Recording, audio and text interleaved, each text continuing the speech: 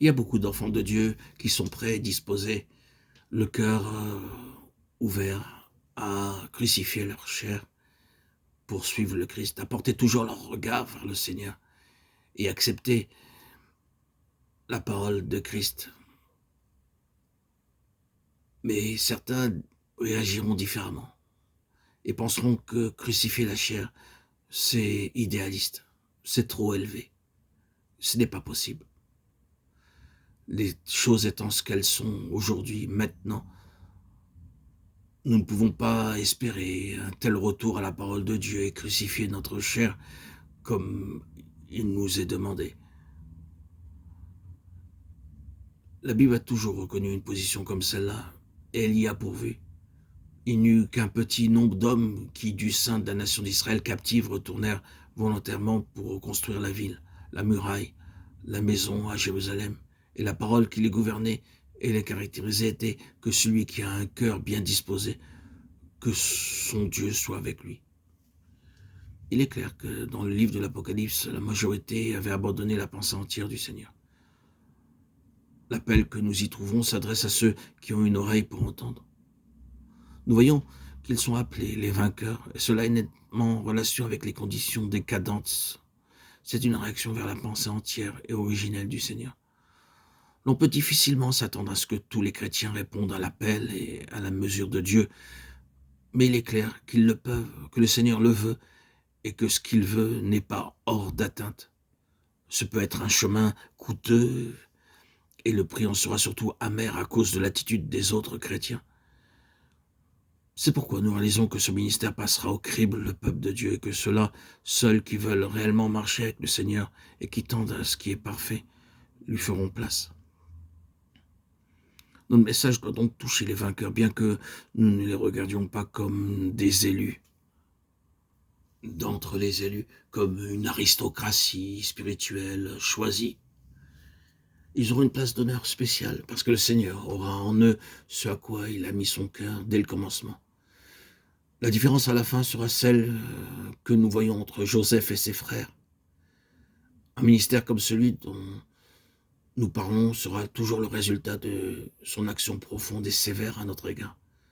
Ce n'est pas quelque chose que l'on puisse étudier et obtenir intellectuellement, mentalement. Nous ne sortirons jamais du tour du potier comme un vase terminé. Mais d'une manière ou d'une autre, le Seigneur associera le façonnage et l'usage. Sans aucun doute, c'est ce qui devrait être fait. Le messager du Seigneur dans le message du Seigneur. Et ce principe est fondamental. L'instrument n'est jamais en avance sur son histoire spirituelle. Les prophètes eux-mêmes qui parlaient des choses à venir et de beaucoup de choses dont le sens ne leur était pas entièrement clair étaient amenés à avoir leur ministère incrusté en eux par l'expérience pratique. Mais l'action sévère de Dieu a toujours en vue l'accroissement et le progrès. Un tel ministère ne peut être ni entrepris, ni adopté. Nous ne pouvons pas y entrer comme nous entrons dans un travail quelconque, par un entraînement technique ou par une préparation intellectuelle. C'est en vérité quelque chose en présence de quoi nous reculons naturellement comme Moïse, Jérémie et d'autres. Frères et sœurs en Christ, il reste quand même tout de même utile et intéressant, ou bien cela peut nous éclairer de remarquer que lorsque par le moyen de Jérémie, le Seigneur parle à Israël du potier et de la maison du potier, il prend lui-même la place du potier, le moulage, la forme, le redressement, l'ajustement. La purification du vase en vue de son utilité se font au moyen des assauts et des châtiments dus à l'activité de l'ennemi. Il y avait un rapport entre les mains du potier et l'opposition d'un souverain étranger faisant le siège de la ville.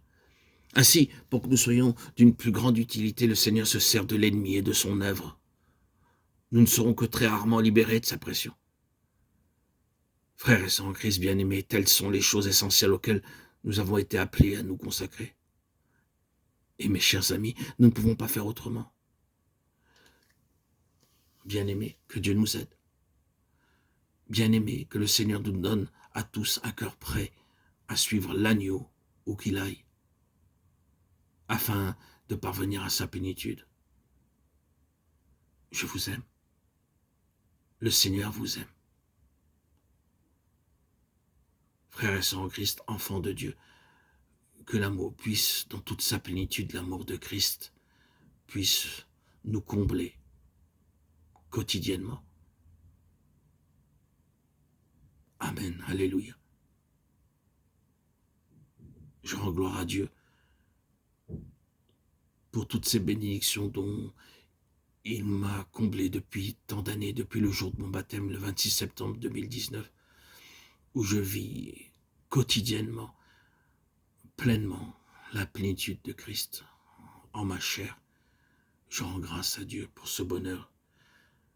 Moi qui ai vécu depuis l'âge de mes 17 ans, ma préadolescence, cette maladie terrible qu'est la bipolarité, 34 ans, dans laquelle l'hospitalisation et médicaments m'ont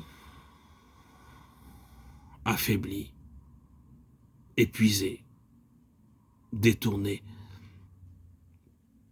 de la voie royale qui était l'équilibre, la vie saine et productive et féconde que le Christ m'a offert par mon baptême à l'âge de mes 51 ans.